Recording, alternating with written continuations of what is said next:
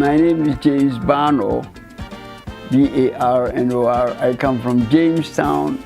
I was born in 1929.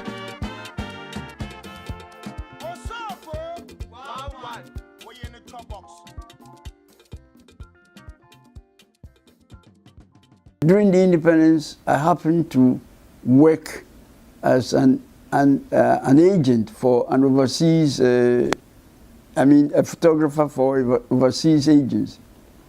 Why? Because while at Drum, I happened to sell a picture of mine to the agency, and they sold it in the Weekend Telegraph, and I got two-figure, so I said, one picture can fetch this money. But I didn't follow up, but they had that picture, so they had my address. Getting to independence, they wrote to me, would you like to represent us? And I was already close to the PRO who organized, the press and so on. And I showed the letter to him, said, all right, write to me, write to the office, and we'll be given accreditation to do it. And straight away, that's how I got it. So during the independence, I had the credential of an overseas photographer, not Ghanaian photographer. So if they start to show their work outside, they will be known outside and then given jobs. They are now coming with better facilities, quicker. You don't have to pay for a film into your camera, and you don't have to wait till you finish 8 exposures before you develop it, or 36 exposures before quick, you can see it. You can even stop and send that picture to your office to be used while you are still on the assignment. I have my iPad, which I use in taking pictures, so I can share that experience, and I can advise if you take it, fine. But if there will be a setup where photographers can go, they will start to forsake about keeping trade secrets. Yeah. Everything is online, everything is in books. Yeah. It's when you're there and you're pigeonholed, you don't know that there are books and you don't have access to those books. Then you think that if you know how to do something special, you are number one. You see?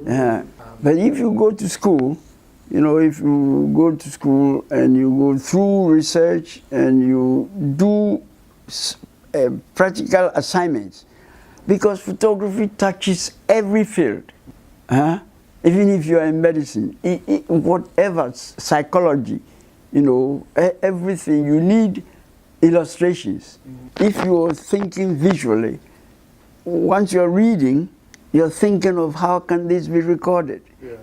When you come out to photograph, you already have the thinking mind that connects the vision to the thought or the idea. And if we can get money to do that thing and bring Ghanaian photographers together, they won't be afraid of one another. They will share, and it will be a big difference.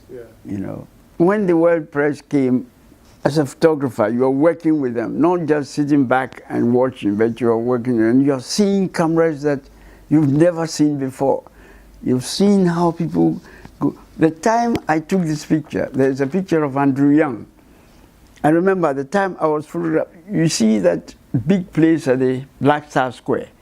There's where they make there's a compartment or something right up there where people sit. And that's where Andrew Young was being entertained.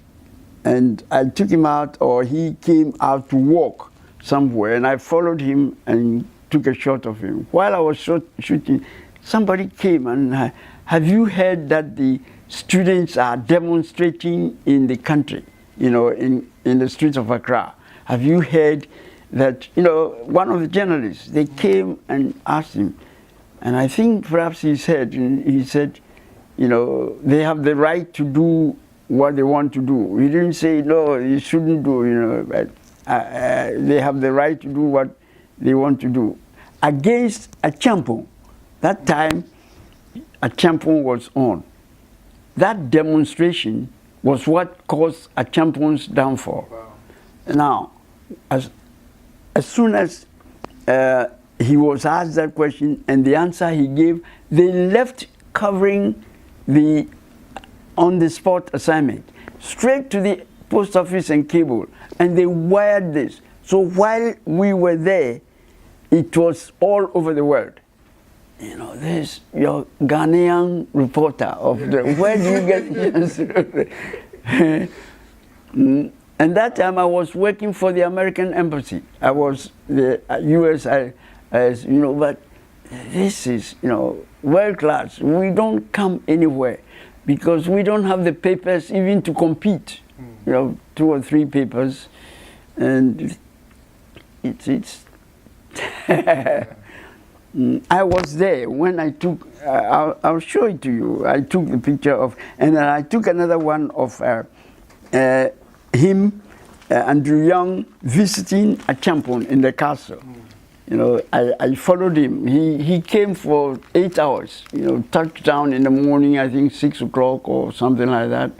We met him at the airport, and I followed him all through till he flew back. I took lots of pictures or something of him, you know, but because I followed him everywhere. But this was what I took there, looking down. You see, these are the flagpoles of that, you know, and this was the parade ground. It was right at the top when I took this picture. And there was, when I was taking it, somebody came, I think they had it, and they came. Legon, the university students were demonstrating in the streets of Accra. And I think they heard it. They went to ask him whether he's heard it.